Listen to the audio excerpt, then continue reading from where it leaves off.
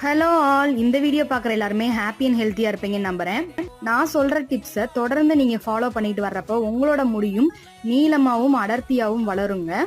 அதுக்கு நம்மளோட முடியை ஒரு குழந்தை மாதிரி நம்ம பார்த்துக்கிறணுங்க. முந்தின நாள் நீங்கள் ஹேர் வாஷ் பண்ணியிருக்கீங்க அப்படின்னா அடுத்த நாள் அப்படியே டைரெக்டாக தலைக்கு குளிக்கக்கூடாதுங்க. அடுத்த நாள் நல்ல தலைக்கு குளிர எண்ணெய் வச்சு நல்லா மசாஜ் கொடுத்துட்டு ஒரு 2 மணி நேரம் கழிச்சு நீங்க ஹேர் வாஷ் பண்ணிக்கிறலாங்க.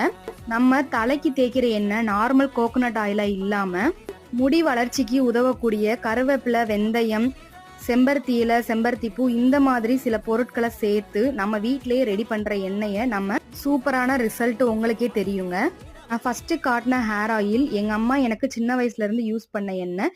இப்ப என்னோட குழந்தைங்களுக்கும் நான் இந்த எண்ணெய் தான் யூஸ் பண்றேங்க.